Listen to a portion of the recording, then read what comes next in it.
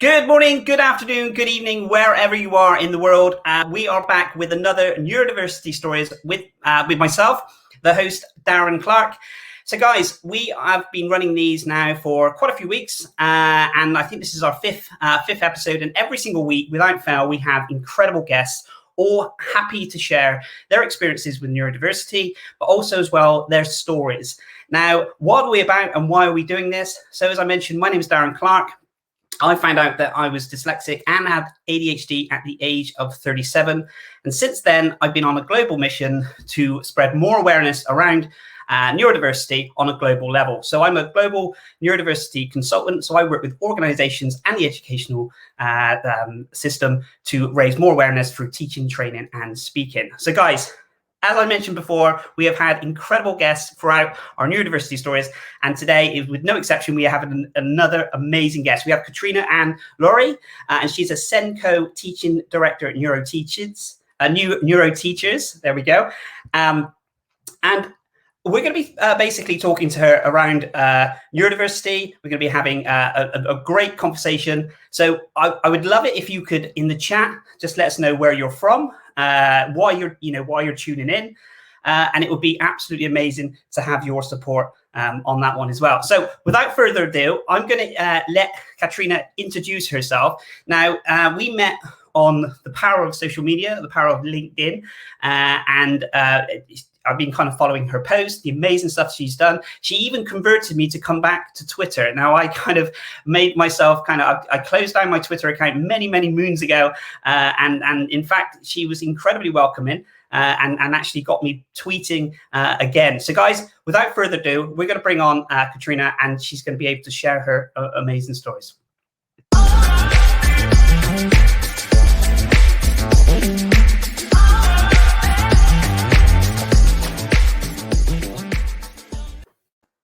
Katrina, good morning. Hey, good morning. How are you? Very well, thank you. I had to. It just kind of popped in my mind about the Twitter thing. I didn't even have that planned, but that took some kind of some convincing to me to go back onto Twitter. Don't worry, we will speak about other things than Twitter. But I literally, closed the account down, and then you said, "Oh, there's some amazing connections on there," and it is. I totally agree. There's an incredible wealth of knowledge on there, isn't there? Yeah, I would just say, in terms of neurodiversity, there's obviously the hashtag neurodiversity and neurodiverse, which is really good to follow. There's lots of amazing people doing some great research, which I'll definitely talk about during this interview. Since I've been on there in October, I've actually learned I've learned an awful lot, and also it's really nice to have a community around you. If you are neurodiverse, and particularly if you're a neurodiverse teacher, then it's actually really handy to know that there are other people who are in the same sort of situation and understand, what you've been doing and how it, it causes its own interesting ways around things when you're a teacher, if you're a little bit neurodiverse like myself. I can imagine, but thank you for that. Katrina, if you wouldn't mind just telling a little bit about yourself, who you are and kind of what you do, kind of introduce yourself to all the people that are watching this. That'd be amazing. Well, hello, everybody. So I'm Katrina. I am, as I have said, a neurodiverse teacher. I currently run a company called Neuroteachers. And it is a company designed around helping inclusion for children who are neurodiverse, specifically autism and related conditions, because that's what my qualification is in.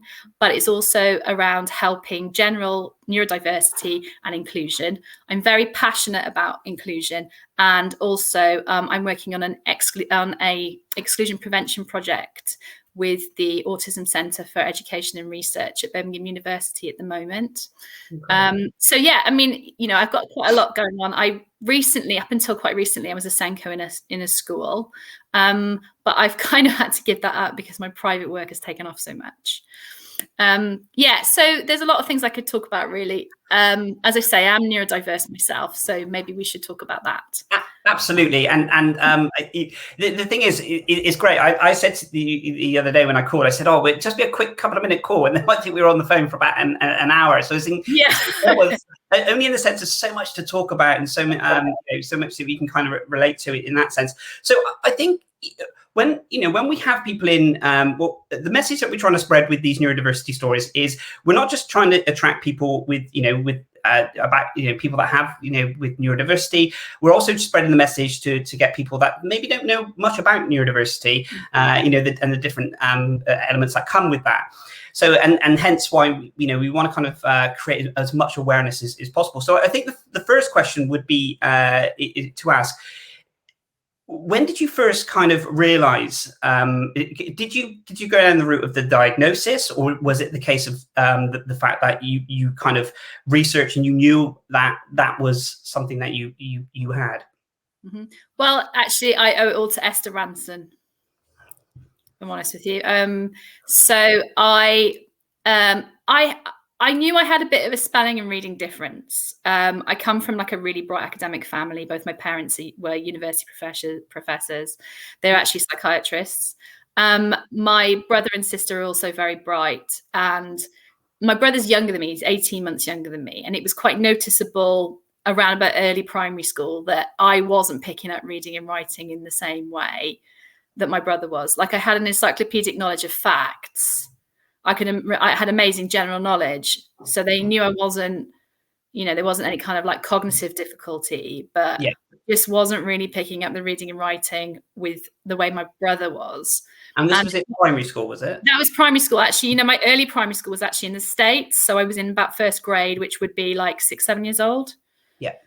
So I remember quite distinctly, I went to gymnastics class with my mum's friend who was a teacher and her daughter. And I remember quite distinctly sitting in the back of the car and my mum asking this other lady advice about helping me with my reading, and her describing how my brother would read a word like toast and he could read it straight off, whereas I'd have to sound it out and I'd get stuck on the vowel sounds. And to this day, I still have a real problem with vowel sounds, to be honest. Yeah. And then that kind of like made me think, oh, that's, like I started to worry a little bit then, because you do when you hear adults talk. And then sort of fast forward to we moved back to Britain, and my brother and I were watching That's Life, the Esther Ranson program. No, well. and Esther Ranson was talking about her daughter who'd just been diagnosed with this thing called dyslexia. I mean, it was the 80s, like there wasn't really much awareness around. Yeah. And she described it in quite a lot of detail. It was kind of quite a tragic episode, actually. It made it sound like it was a really sad thing to happen. But my brother just looked at me and went, do you know what, Trine? That's a bit like you. And I was like, actually, do you know what? It is a little bit like me. And then this is the way I remember it anyway. My parents might remember it slightly differently. I remember saying to my mum and dad, oh, there's this thing called dyslexia, and I think I might have it. Is there anything we can do about that? Anyway, my memory of it was that my mum was skeptical, but my dad thought it was worth looking at. Yeah. And he had connections with educational psychologists. So he found me this educational psychologist called Dr. Carl, who I think was probably private. And I had to go to this and do this really long test that took about half a day. Yeah. And I don't remember much about it. They did like these little puzzles and stuff, Yeah. I mean, I think it's kind of set out. If anyone knows, the process of those tests, and feel free to share in the comments. I just know it's especially with the younger, when you're, a child. I guess it's those tests that you don't feel like it's a test. It's kind of no, it's sort of like a game, really. I mean, there was lots of like little puzzles with little blocks and stuff, and there was also the one I had that I know he was quite impressed by, where there was like, you'd have like 4 pictures on a page, and then there'd be a word that he would read out, and he'd have to say you'd have to point to the one that was most like it. Yeah. And one of the words was carcinogenic, and there was a cigarette on an ashtray, and I pointed to that. And the other one was ecclesiastical, and there was a picture of a church, and I pointed to that. And he was really impressed by that. I was 9. So my vocabulary was not a problem, really. Like I said, I was from quite an educated home, and we watched documentaries and went to museums, so I had that advantage. Like there was other ways I could get information. Yeah. So as it turned out, I was moderately to severely dyslexic, but my IQ was above average, so that would explain a lot, really. Yes. in that. And then, it being the 80s, there wasn't a huge amount of help. And I think you've kind of talked a little bit about this in your own experience, Darren, but we had to go to like a hut and do these like colouring in things and do lots of handwriting, tons and tons of handwriting. Like the handwriting would cure, any kind of any problems before. I mean, the thing is, right, there is a thing when you're dyslexic. I don't know whether you did this as a child, but I always thought like small writing was neat. And also, if I wrote it really small, then they might be able to see that I couldn't spell. I used to, try and learn to kind of, join up the writing and make it as curly as possible. Because I couldn't spell some of the words. I thought if I just put like a little circle in there, then I could miss a few letters out, and they'd be thinking, one, that's incredible writing, and two, we'll pass that. It's absolutely fine. Yeah, I did exactly that. I did loops and everything. I made it really easy. Mine was basically just loops, really, with a lots and lots of loops, which works really well now because they teach cursive in all schools, so the dyslexic kids must be getting away with it. No, I'm sorry, I'm being cynical there. I mean, I understand that cursive writing is supposed to help dyslexic people. I know that's something the Dyslexia Society recommend, and I do sort of get it, but I definitely used it to hide things because I have decent handwriting because I spent a lot of time in that hut drawing and then colouring in pictures an awful lot. I don't know really why. So it didn't seem to help an awful lot. And also as well, there was a bit of a label, like going to Mrs. Solly's office was, Yeah, I think that, how did you, so you watched the program for This Is Life, This Is which I remember, all too well, really, really well. And then they were talking about dyslexia. So then you kind of had that, that kind of connection with that element. And then did you then get the support with the dyslexia? I know you were put into a kind of I don't know. I mean, I kind of think that I probably benefited from having middle-class parents, if I'm honest with you, right? This is an interesting question that came up. So I've got a friend, and she is what's called a parental engagement teacher. So she works with a lot of hard to reach families. And I was asking her some questions about my autism research and like the correlation between being a hard to reach family and being neurodiverse. And she said, and this is a really good quote actually, how middle class do you have to be to actually get a diagnosis? Yeah. I mean, it's hard enough negotiating the system when you are quite educated and a decent reader yourself. But if you're not, I think it comes down to, I can talk from my experience, especially going to school in the 80s and 90s. The word dyslexia just wasn't something that was in context in any way, shape, or form. If it was, I just wasn't privy to it or aware of it. So I can imagine the sheer battle it's almost making people, like it is now, I guess, in some countries, in certain parts of the world as well, to make people understand what dyslexia actually is, then how to kind of support it. There's so many different battles that you have to have. It's not as simple as we think my child may have, or I may have dyslexia. How do we then, what's the process? And there is a process that we can kind of iron out now, but there are so many situations in the past, and I guess even now, it's a really tough fight, to go through that whole process. It is. And add in when you've got people who've got like multiple diagnoses. I mean, I have two myself, but like I said, I have the benefit of A, I'm quite educated, I know systems, and B, my parents are psychiatrists. So, I had all the advantages possible, and it was still hard. So what it's got to be like for somebody who doesn't have those advantages, I don't know. I mean, there are lots of people who don't get any kind of diagnosis with their neurodiversity until, well into adulthood these days, yourself included. But, it's very common now that people are finding they get diagnosis when they're in their 50s, 60s, especially, women with autism, especially. I know of somebody who's 55 who's just had a diagnosis. Yeah, it's incredible. I was speaking to a gentleman, 76, and literally just got a diagnosis of dyslexia and ADHD, and literally just through LinkedIn, just messaged and said, I've been following the stuff that you've been doing, and it's pushed me to get a diagnosis, and I've been diagnosed, and 56, 76. I mean, it's and just speaking to that gentleman, and I was, my heart went out to him, because he said, I've lived my whole life thinking that I was, and words that was kind of given to him in the sense that he felt, he was stupid and wasn't able to achieve certain things. And it was kind of, he said it was a big relief, but then it was frustration that he hadn't got that diagnosis before, and as well. So I want to get on to, I've got so many questions for you. If you've got any questions for Katrina, then please pop them in the chat. And again, this is an opportunity to connect and with anyone else. If you could let us know where you're tuning in from,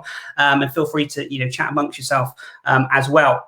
So Katrina, I want to talk to you about the exclusion prevention project, if you don't mind, that you're currently working on. Incredibly interested in that. If you wouldn't mind sharing a little bit about that. Okay, well, it's a little project for what's called, I'm working in association with the Autism Centre for Education and Research, which is at the University of Birmingham. So I initially was a modern foreign languages teacher, and I sort of meandered into special needs because of a specific student. And I'll tell you that story in a minute, though, because we're talking about the exclusion prevention. But let me tell you about Colin in a minute, okay? Cross my fingers so I won't forget. So I did the master's degree with ASA, and I can be quite persistent. So I kept emailing my head of department because I wanted to become a distance learning tutor for the autism course. And eventually she said, I haven't got that, but I've got this project which you might be interested in. So in 2018, I broke my leg. This is relevant, believe me. In 2018, I broke my leg and I had some time off. So I thought I would have to do something. So I decided that I would write an academic paper, as you do, for the Good Autism Practice Journal, which is probably like one of the best known journals around. It's quite well established. And I wrote it about a case study I did with a young man who had a diagnosis of autism, ADHD, and what we call in this county demand avoidant behaviours. So have you heard of pathological demand avoidance? I've heard of the first part. Pathological. You've heard of pathological. Pathological. It's a little bit controversial. Now, I'm aware that there probably will be people who are viewing this who are autistic or who identify as autistic, may not have a diagnosis, and there may also be parents and teachers watching this. So I am going to caveat by saying that I understand that there is a lot of controversy around the idea of PDA, or pathological demand avoidance. I'm not very keen on the term pathological because it makes it sound like it's a very negative connotation, and neither was Elizabeth Newton, who described the condition. But basically, there are a subset of individuals on the autism spectrum who behave in a slightly different way from other autistic people. Now, that obviously sounds like a bit of a sweeping generalization because everyone behaves differently because we're all as unique as our thumbprint, aren't we? We are indeed. So, to quote Lorna Wing, when you've met one child with autism, you have met one child with autism. Everybody is unique little snowflakes. We're all different. But there's this element of demand avoidance which comes in for some of the learners that I work with. Now, the reason that they do it is mainly because they have much higher levels of cortisol, which cause higher levels of stress. Autistic people have a higher level of cortisol generally. It's medically proven, it's the research is there to show that. And those who have demand avoidant behavior tend to have even higher levels of cortisol. So they have a naturally enlarged amygdala, and the amygdala is a glandular organ towards the bottom of your brain. It's kind of like if I was to drill a hole through here, which I'm not going to do because that would be trepanning and that's not a brilliant idea, through here, then it would kind of be level with my nose. Right. And it's about the size of an almond, and that's what produces your cortisol. So if you heard of cortisol before. Yep, got it. Yeah. So cortisol is your stress, stress, flight or fight response. So if you're constantly in a fight or flight response, then you might get quite anxious and stressed. And if you are a relatively intelligent young person who has autism as well and a really phenomenal imagination, then you might, for example, use some quite bizarre and what a neurotypical person would call bizarre and unusual behavior. So, for example, some of my young learners will be tigers the entire time. So they can't hold a pencil because they've got tiger paws. Interesting. That's a very good way of avoiding doing any writing, isn't it? It is, yeah. So that's kind of like, at the gentler end of things.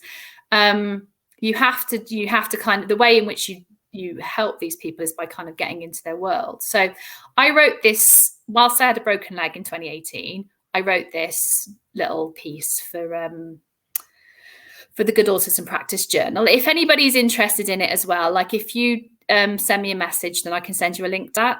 And I prevented exclusion for one boy in one school in Gloucestershire, which is where I live. It doesn't say Gloucestershire on the thing, but that's where I live.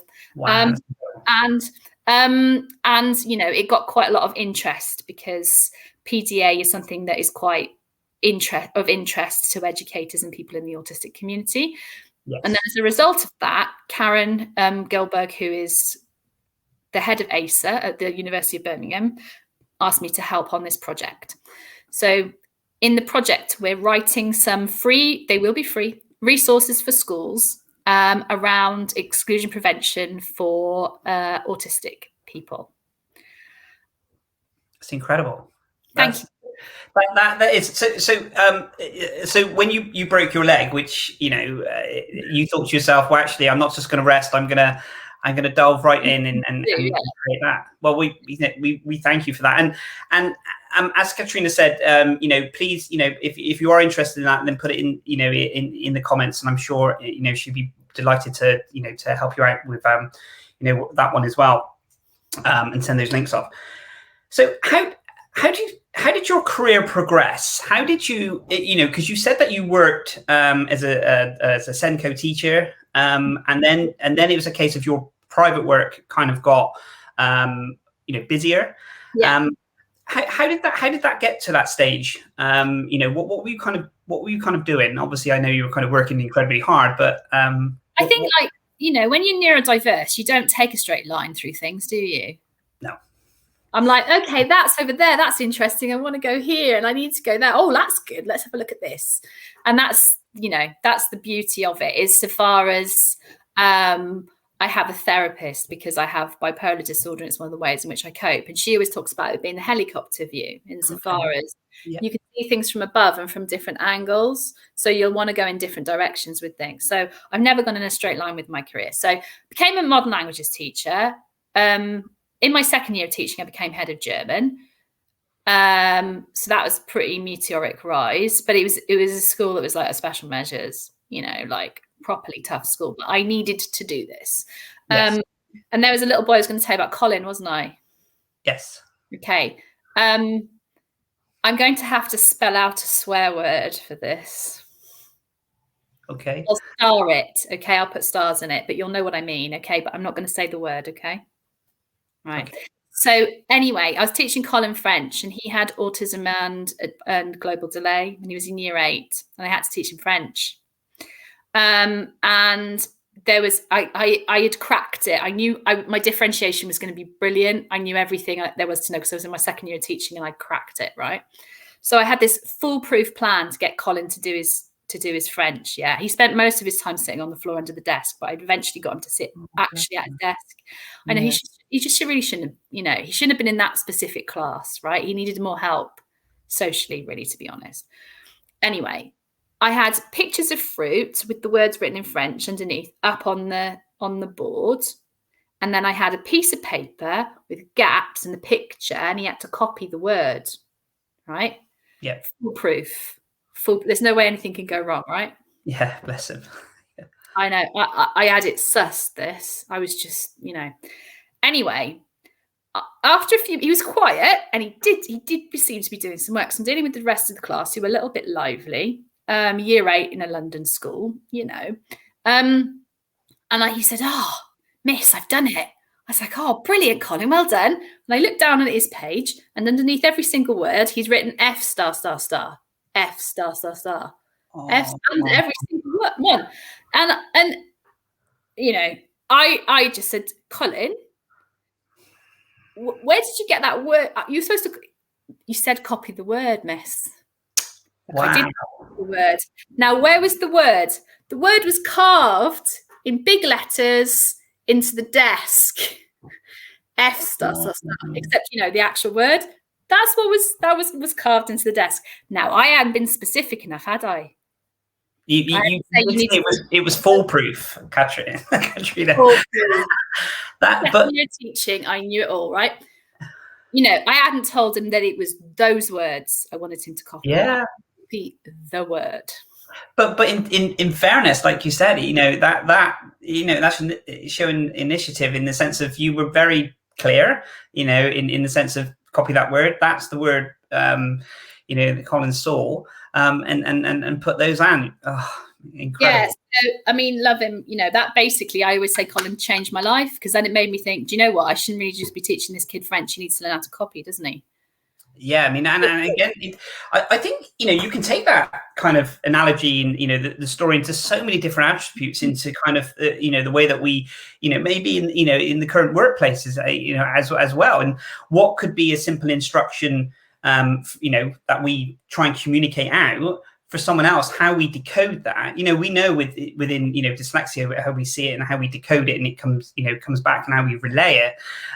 You know, there's a whole world of things that, you know, that goes on, you know, in amongst those things as well. So I can kind of relate to that in so many, you know, in so many ways. Literally, there's so many times when I've got, like, people have given me what they think is really, really clear instructions, and I haven't got no clue what they're talking about.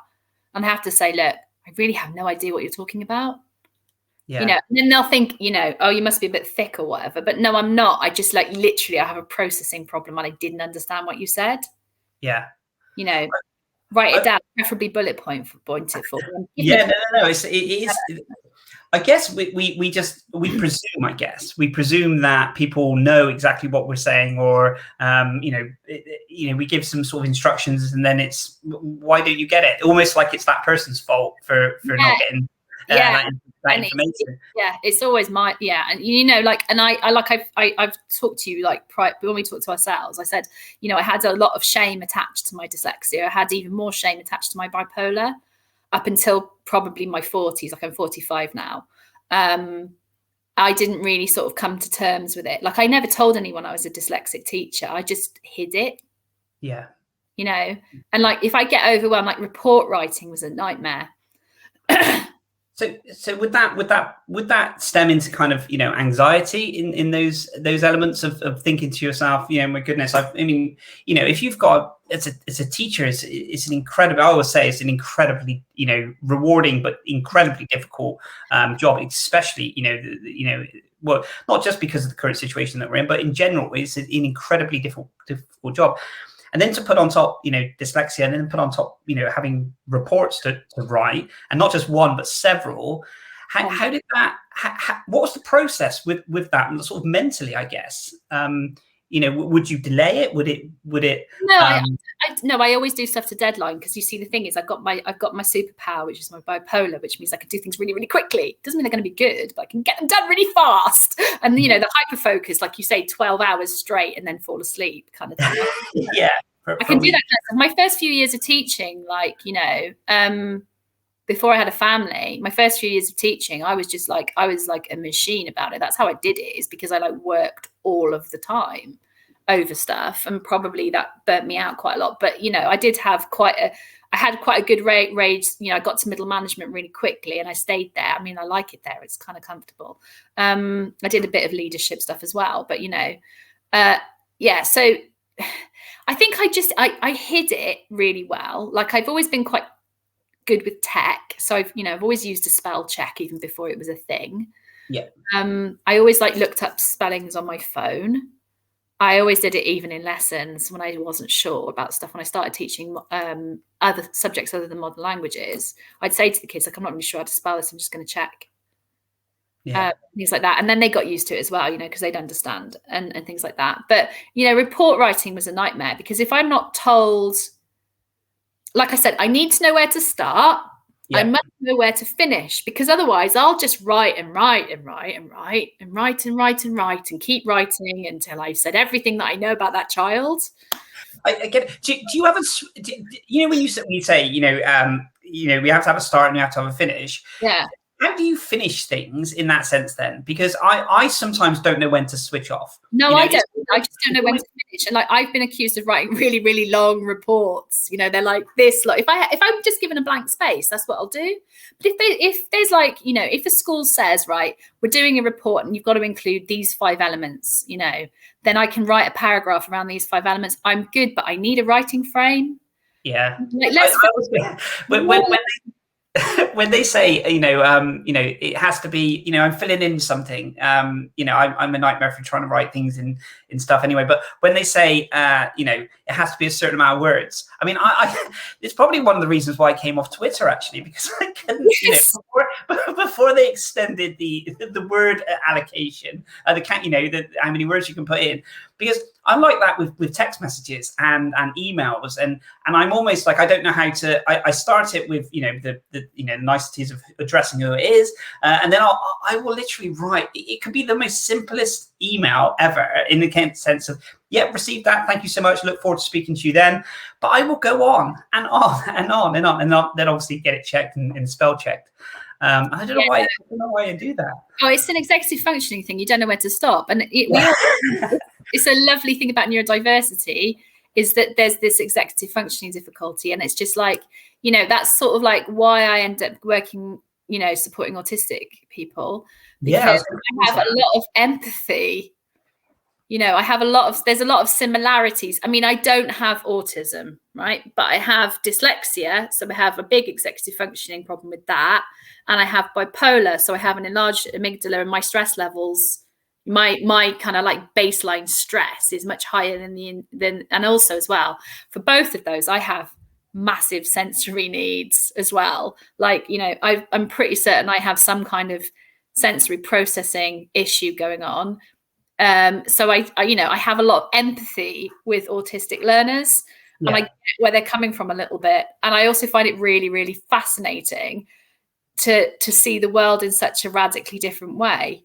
It's just find it more interesting than neurotypical people. Absolutely. I learned so much from doing the stories last week with Jack Fitzpatrick, who shared so much knowledge on so many different topics as well. So again, this is why, you know, I love doing these stories is to get people's lived experiences of you know, how we deal with things on a day-to-day basis. And it's amazing when I get those similarities, and I learn so much from them as well. I just want to go back to, there was a question that I'm just going to bring in, and I'll read out. So I think this was just around when we spoke about the thing. So do you tie in your positive energy levels during the summer to being bipolar or dyslexic? Is this your own assessment, or is it the link scientifically? So I didn't quite get this earlier when you were talking about it. I think thank you so much for the question. I think it was just a no, it's a really good point. Like, I have no research on this. Okay, this is my lived experience. I've forgotten the name of the person. Was it Zephyr? Yes. Zera. Sorry if I mispronounced your name. I get my name mispronounced all the time. Okay. No, that's fine. Sorry. I really hate it when people do it to me. Anyway, so my lived experience is that I am better, like, okay, I'm more towards the high, you know, high kind of like, okay, I'm going to say manic and depression. Okay. I don't really like the term manic depression, but I'm going to say manic depression. I'm more manic in the summer and more depressed in the winter. That's my experience. I've spoken to other bipolar people who experienced that too, but I'm not particularly in any bipolar networks. There are 2 reasons for that. The first one is I hate this terminology, and I don't like it being used with autistic learners, but people describe me as being high functioning. Okay. insofar as I live with my condition. Like, I'm not personally medicated for my bipolar disorder, right? I am heavily medically monitored, but I do not take any medication presently. So I'm not ruling it out, right? Everybody's different. Absolutely. But I've tried every single medication that is available to me apart from lithium. And if lithium can have serious biological effects, like it can cause kidney damage. And I have had kidney failure twice before. So I kind of like my kidneys the way they are. And at the moment, I'm not suffering from any kind of delusions or anything. So I don't medicate. Now, I do have a community psychiatric nurse who I'm not seeing at the moment, but that's because of COVID. But generally speaking, I check in with her about every sort of 6 to 8 weeks to check. Yeah. And there is the option for me to take medication if I need to, but I'm quite limited insofar as I have allergies to certain things. I can't, for example, I can't take, there's certain, I can't remember the exact names of it. There's certain ingredients and certain things that I can't take. I can't take SSRIs, which are your typical kind of antidepressants. Right. That would be like you know, fluoxetine, your Prozac family, because that will cause me to have a manic episode. Now, the reason I know it will cause me to have a manic episode is because I took it and had a manic episode, and I did end up hospitalized as a result. Oh, well, yeah, I know, but the thing is, that was when I was doing my PGCE. Yeah, my PGCE year, I was hospitalized because my mania was so bad that I had a car crash and I didn't get hurt in any way. And it was a really serious car crash. The car was written off and it rolled, right? And the thing is, I was in a Volvo. Sorry, I'm still shocked about the car crash. I mean, yeah, I had a car crash, and then somehow my bipolar kind of convinced me that I was impervious. Okay. It caused me to have a manic, it kind of was the trigger of my manic episode. And then I started to have a lot of hallucinations, and I believed that I was kind of like, not immortal, but like I couldn't be hurt by anything. So I would just walk out in front of traffic. And, you know, that obviously got quite dangerous. And then I got to the point where I couldn't sleep at all at night, and I was a student and I had other people in the house, and they were getting quite irritated by the fact I would run up and down the stairs all night to try and tire myself out. I could do it for hours. I had like boundless energy. Wow. And then I just got to a point one day where I just had like a bit of a serious incident where I tried to throw myself in front of the car. I wasn't trying to throw myself in front of the car because I wasn't going to get hit by the car because I'm impervious. But anyway, a member of the public was concerned about my safety and took me to the local, there was a GP surgery around the corner. And I said, I don't feel very well.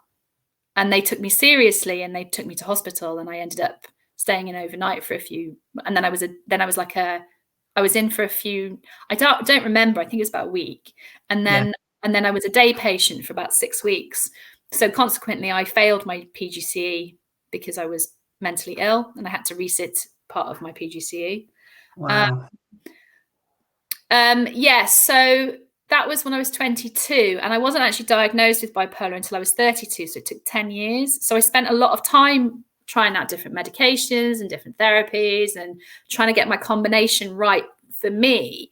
And, you know, I've seen a lot of psychiatrists. Eventually, the psychiatrist who gave me the diagnosis when I was 32, his recommendations were that I can't take SSRIs, which is your common antidepressants, which might have been quite helpful to me in the winter, but because they cause me to go so high that I can, you know, like when I hallucinate, it's as real as you are, you know, like I can't tell that it's not a real thing, you know, that's how sort of different it is. Yeah. And so I have a team around me, but I don't medicate at present. Okay. I'm not ruling it out completely. It's just at the moment, there's nothing that works for me. And I spent about 10 years trying with different combinations and things. So it's part of the reason why I'm not in the bipolar community, because there's a lot of discussion about medication in there. And the second reason is, if you go to the other side of the bipolar community, or people who don't necessarily agree with modern medicine, let's just say, then there's people who advocate self-medication. Now, I don't I don't agree with that either. I agree with medication. If it works for you, take it, but I can't. Yeah. I don't agree with self-medication because it's unregulated, like there's a lot of people who would advocate like things like, THC and things like that to help people. People often tell me that I should take cannabis oil, for example. But generally, it sounds like you've got, that, like you said, you've got a team around you, and you've got, that support network. And it almost, like you said, you've done your own kind of research, and then you've got that support and that help. And I can imagine that is incredibly important. Yeah. I've got a partner who understands, because he has his own differences. Yeah. And, I've got a supportive family, and I don't drink, I don't smoke, I don't have caffeine, because I don't have any chemical that can change my sleep pattern, because for me, the biggest trigger is sleep. Wow. Okay. So I basically avoid anything that is going to affect my sleep negatively. Yeah. And I need to get, it would be a minimum of 4, but I need to get 7 hours most nights in order to make sure that I stay on a level. Now, my level is quite like up and down. Okay. But when I've taken medication, I felt like I was a bit letterboxed, insofar as I remember asking one of my psychiatric nurses, is this what it feels like for everyone else? Because it's quite boring. I like this, and then this and this. So, yeah, I like the meander. I don't want to be cured. It's I like my brain the way it is. Thanks. That honestly, it's so fascinating. Every time I learn so many more things, about you, and then you just kind of, put in that all these different elements to it. But you would definitely say, the support element of having people around you that can help and understand, and the team element is so crucial. I think I didn't tell anybody that I had bipolar disorder. I had about 5 friends and family members. Maybe in total, 5 people knew that I was diagnosed with bipolar. I was really ashamed, because people say, like, what are you, some kind of nutter? And I think it is that reaction. Yeah, that stigma from people really kind of not understanding exactly what it is. As soon as you mention, but bipolar, that do you get that kind of? Are they a bit standoffish, or are they a bit kind of wide-eyed, or I'm not too sure how to act around? Yeah, you'll get people go, oh, she's coming, quick, hide the knives, and people make stupid comments, really stupid comments, like, are you seeing anything now? Can you see anything now? What's it like? Even if they're doing it in jest, or in making these things, those things, over a long period of time, or even in a short period of time, they're quite damaging, quite hurtful, aren't they? For someone to have to listen to those, and then it almost stops you thinking, well, actually, how do I go to, say, if I know you work for yourself and that now, but that element of going to a boss after you've been employed, and maybe you've been in the company for quite some time, and you get to a point where you go, actually, I really need to speak to someone. Yeah. Some companies will be incredible and be very supportive, but that element of you're speaking to people and that's their reaction, how do you feel, when you go to maybe your employer? That could be a whole, No, I didn't used to declare it. It's only been the last 2 jobs that I've declared it. Yeah. Right. What was the reaction to it? I got to be honest and say mixed. Yeah. So I don't want to name my previous employers, because I'm going to talk quite general terms here. There are those who are very understanding and sympathetic. Bear in mind, literally my job is to do reasonable adjustments for people who have autism. Yeah. I'm all about, the 2010 Disabilities Act and the 2014 SEND Act are kind of written in me, because I've been an advisory teacher, I've been a special needs teacher for at least half of my career, my 21-year career. So it's ingrained in me. Yeah. And I work with people who should know a little bit better. And some have been absolutely phenomenally amazing. Like, you know, I was really anxious about going to this one particular training course because it was somewhere I hadn't been. And my friend went and walked around it and filmed it all for me so I could see where I was going. That was amazing. That was brilliant. Yeah, incredibly helpful. And then there's other people who will make comments about, you know, should you be working with children and, you know, things like that, which and also as well, there's a lot of banter. I don't like banter. I can't understand it.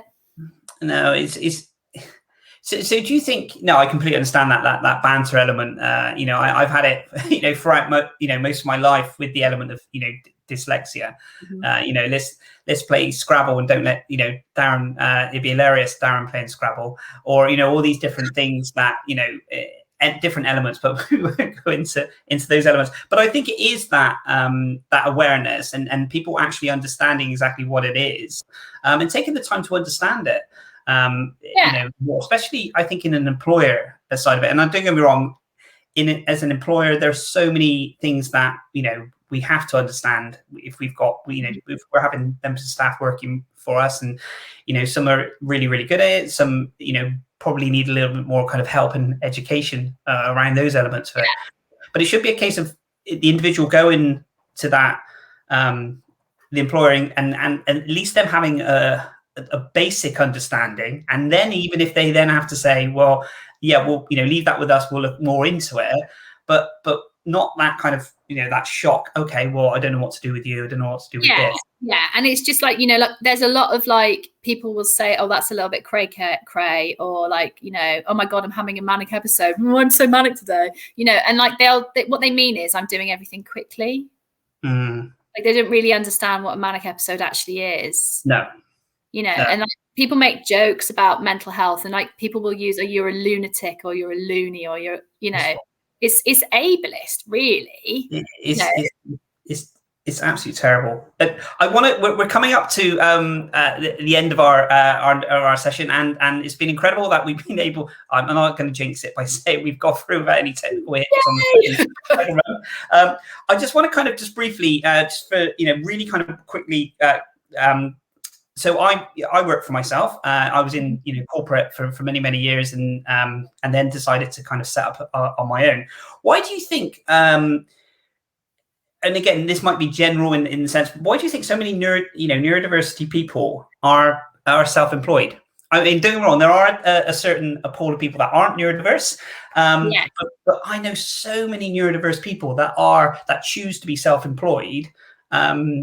Yeah, I mean, I think like you said, there's the two things. There's the hyper focus and wanting to go in all the directions in which you want to go. Like, I can work in a straight line, don't get me wrong. I worked in schools, right? Schools are pretty institutionalized, you know, this and this and this and this. But I want to do what's over, you know, I want to have a look at that over there. And why is it like this over here? And, you know, I want to go in different directions to things.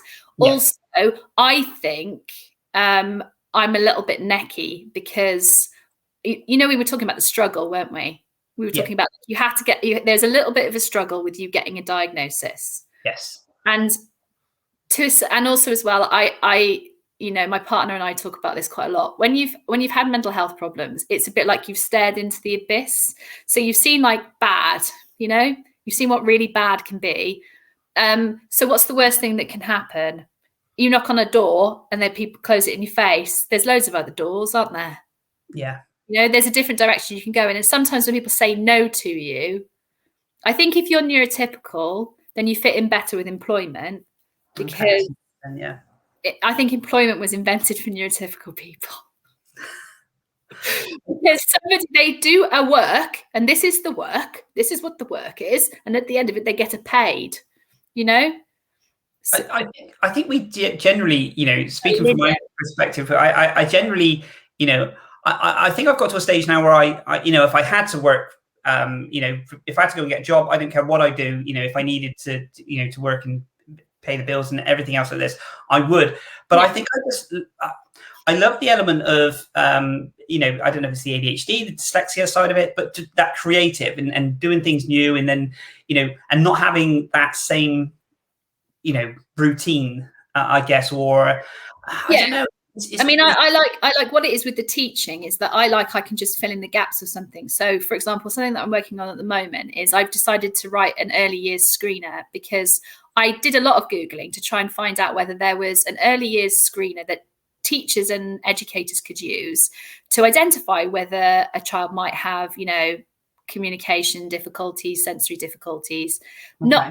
Not to diagnose, it's just for you to give you an idea of what kind of interventions you might use. And lots of similar things exist for dyslexia, dyscalculia, etc. So I thought, well, there should be one for autism in, you know, early years, and I couldn't find one, so I just wrote it. I just wrote one myself, you know, because it wasn't there. So I thought, and did you didn't have a broken leg while you were doing that, did you? Or broken arm? I didn't break my leg. This was recently. The leg is much better, by the way. That's fine.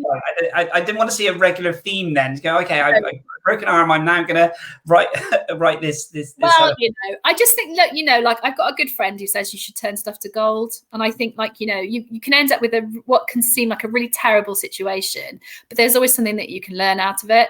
And I think if you're neurodiverse, you've kind of like you've had to live in a neurotypical world. Yes. So you had to live in a world where you can't just sit there and flick stuff in front of your eyes for the entire geography lesson. You have to sit and listen, even though that's what you really, really want to do, you know, or, you know, and you can't just write as much as you know about a child in a school report. You have to stick to the rules. Yeah, and, you know, it's really nice. Yeah. And it's really nice to be able to, like, you know, I'm just doing this.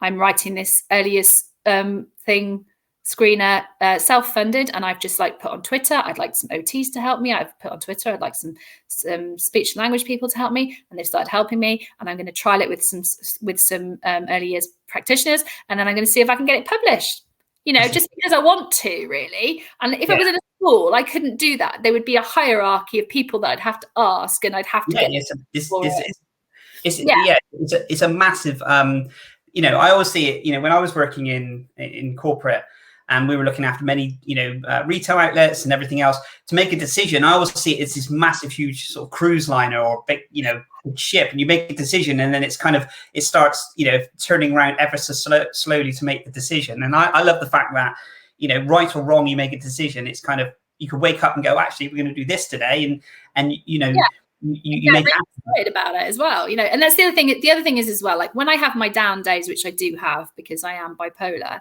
if I have a day when I'm like having not a great mental health day, I can clear my diary and move it to another day. I can have like the afternoon to just go for a walk or do something like do some yoga, chill out in some kind of way, and then I'll be better the next day, and I'll be much better the next day, and I'll be able to do all that stuff. Whereas if I'm having to follow, you know, this is what you do and this is what you do, and like in schools, literally a bell rings and you have to do something. It's that. I agree, and that element of, you know, I always find when we were running our, you know, our marketing agency, you know, when we had, you know, apprentices and staff, you know, I wouldn't have that element of saying, right, okay, you need to be in at 9 o'clock, open your laptop, and now be creative. You know, it's a completely different, you know, time and skill and that side of it. I just want to share. We did pronounce your the name correctly. Thank you so much for this. She did mention that you're probably it was just a comment. You're probably more suitable to teach neurodiverse children because you can understand them better, which I thought was really lovely thing to say. Oh, that's really sweet. Sally Coles Robertson said, "Thank you for being so authentic." Oh, you're welcome. Which was really nice. And we've had a from Joanne Monic OBE. This is totally to point. The organizations need a fundamental awareness of inclusion, microaggressions, and unconscious bias. Every organization needs role models. We all have something to bring to the table, and a diverse range of employees can only increase productivity. Thank you so much. That's amazing, Joanne. Thank you. For this, we've had some incredible comments in there. We really do appreciate your time, Katrina, and everyone's time that they've taken to come on here. Where again, apologies for any any interference that we've had through different technical side of it. But Katrina, if people, because I know you mentioned that you've got reports and stuff. How can people get in contact with you if they would like to? You can if you DM me on LinkedIn, or I am at Neuroteachers on Twitter. You can DM me that way. I also have a Facebook group called Neuroteachers. It's called Neuroteachers, Neurodiversity and Inclusion for Autistic Learners. If you want to contact me on Facebook, I'm under Catrina Anne Lowri, Lowri. So the way you pronounce it is, if you imagine Rihanna, the singer, doing the limbo, Lowri. Okay. That's a great way of being able to kind of remember things. And what we normally ask our amazing guests as well is, obviously on this live there'll be if there's any questions that pop up, between now and then, we'd be more than happy to answer any of those questions, and I'm sure Katrina wouldn't mind either. But it's been an absolute pleasure. Thank you so much indeed for your time, Katrina. Hope you've enjoyed coming on to Neurodiversity Stories. I really have. Thank you so much. It's been a really good morning, actually. Oh, bless you. Very long, but very, very successful. I'm so lucky I get to do it twice.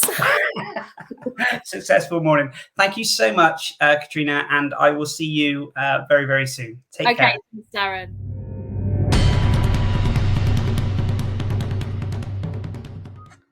So guys, that was Katrina. Thank you so much again for everyone that joined our Neurodiversity Stories, and I hope you enjoyed yet another week of being able to understand more about neurodiversity and people's lives behind the kind of the job and behind the person and their lived experience. Guys, we'll be back next Friday at 11 o'clock. Fingers crossed there's no technical issues. I'm sure there won't be. Thank you so much again. If you would like to share your story as well, then please do get in touch. We would be delighted to share your stories. Take care. Have an amazing rest of the Friday and a fantastic weekend. Take care. Cheers. Bye-bye.